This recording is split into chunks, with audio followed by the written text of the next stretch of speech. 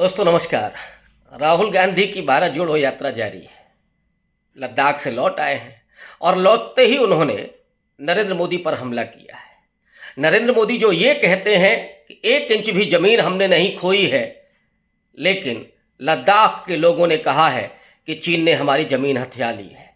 राहुल गांधी ने कहा कि प्रधानमंत्री नरेंद्र मोदी झूठ बोलते हैं।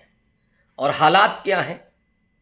2020 से ही वहां पर चीनी सैनिक घुसपैठ कर रहे हैं। आपको याद होगा कि जब भारत जोड़ो यात्रा चल रही थी और उसके अंतिम बिंदु पर पहुंच करके श्रीनगर में राहुल गांधी ने इस मुद्दे को जोर शोर से उठाया था। राहुल गांधी ने कहा था कि 2000 किलोमीटर की ज़मीन चीनी सैनिकों ने हथिया ली है, कब्जे में ले लिया है।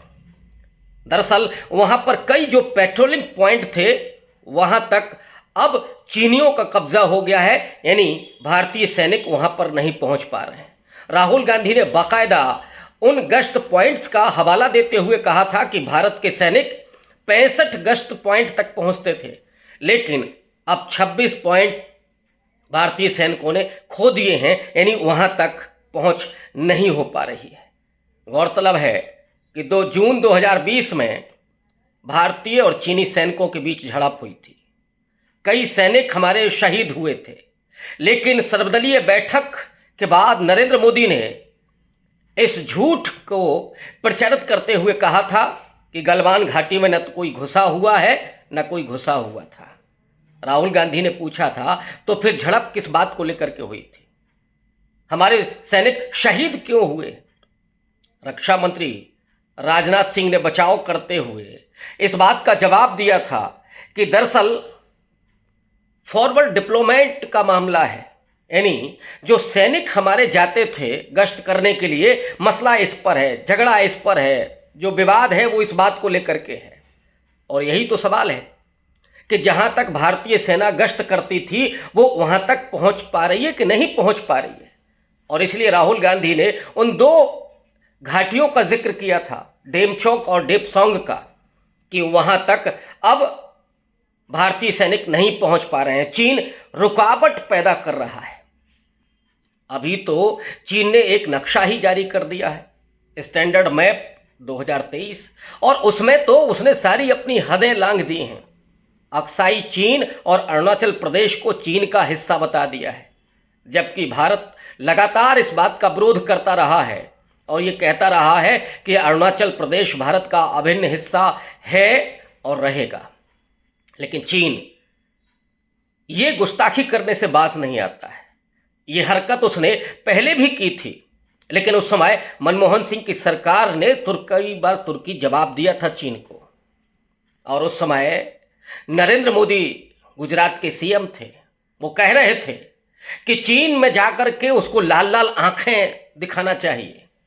लेकिन नरेंद्र मोदी अब प्रधानमंत्री हैं, 9 साल से ज़्यादा बीत चुके हैं, 5 चीन की यात्राएं कर चुके हैं, चीनी प्रधानमंत्री शी जिनपिंग को झूला झुला चुके हैं और बिल्कुल नतमस्तक मुद्रा में उनके सामने खड़े होकर के उनको भोजन करा रहे हैं, उनको चाय पिला रहे हैं, साबरमती के किनारे झूला झुला रहे हैं। अब लाल लाल आंखें नहीं दिखाते। अभी डरबन गए थे सार्क एक समिति की बैठक में। उस बैठक में क्या हुआ? लोग उम्मीद कर रहे थे कि मोदी जी लाल लाल आंखें दिखाएंगे, लेकिन शी जिनपिंग से जो वार्ता हुई, उस वार्ता को चीनी अखबारों ने लिखा कि ये नरेंद्र मोदी की रिक्वेस्ट पर हुई थी और सीमा पर जो भी विवाद है उस पर कोई वार्ता नहीं हुई है। जहां तक चीनी सैनिक हैं वो वहीं तक रहेंगे।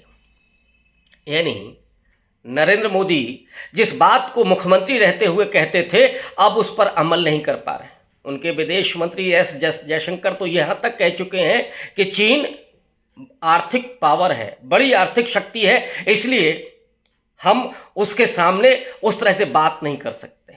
माने पाकिस्तान के सामने तो आप कर सकते हैं, लेकिन चीन के सामने उस तरह से बात नहीं कर सकते। इसीलिए भारत सरकार की कमजोरी की वजह से ये भारतीय सैनिकों की सक्षमता पर कोई सवाल नहीं है।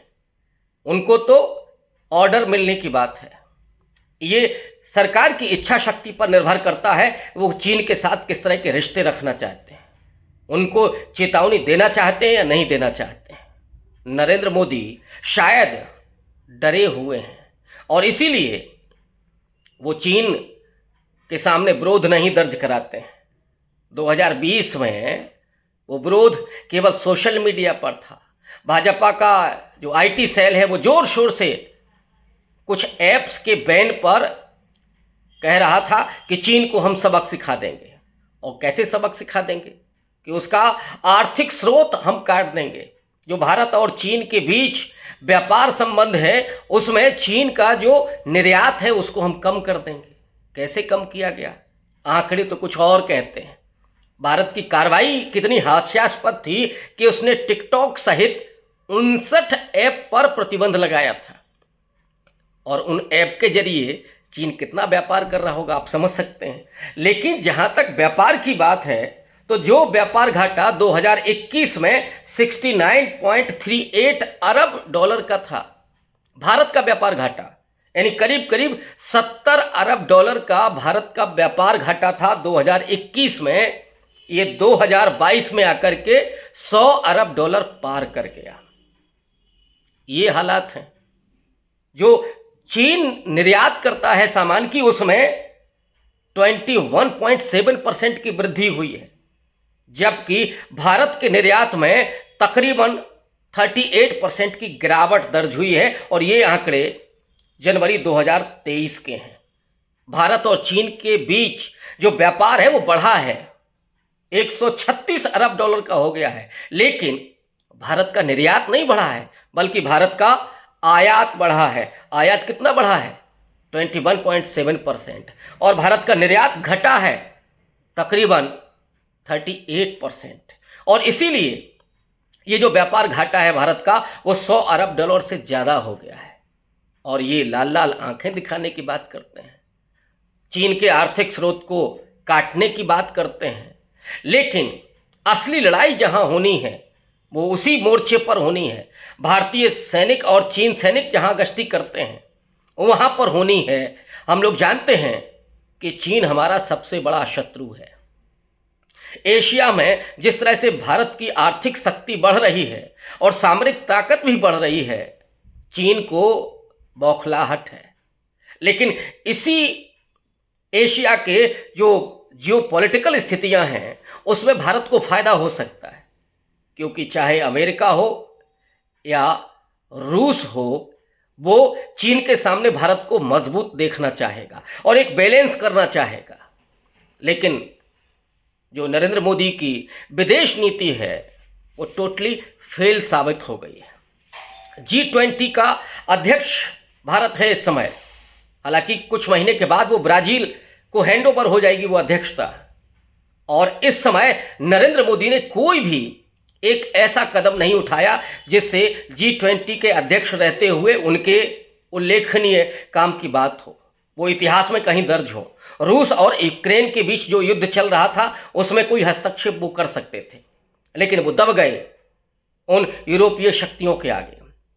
नरेंद्र मोदी ने वो स्तर कभी नहीं बना पाया जो कभी नेहरू का था।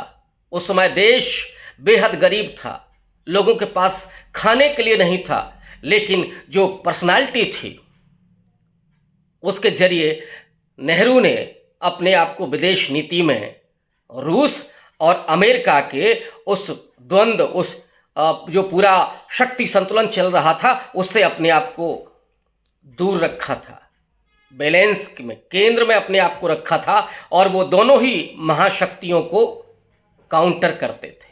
लेकिन जब भारत आज 5वीं बड़ी अर्थव्यवस्था है, जो पूरे उदारीकरण के बाद जो भारत की इकोनॉमी डेवलप हुई है, इस आर्थिक शक्ति के बावजूद, सबसे बड़ी आबादी के और सबसे बड़े लोकतंत्र का प्रधानमंत्री होने के बावजूद नरेंद्र मोदी की अब ये हिम्मत नहीं है कि वो फॉरेन पॉलिसी के स्तर पर कोई उल्लेखनीय हस्तक्षेप कर पाएं दुनिया की जियोपॉलिटिक्स में, दुनिया की राजनीति में।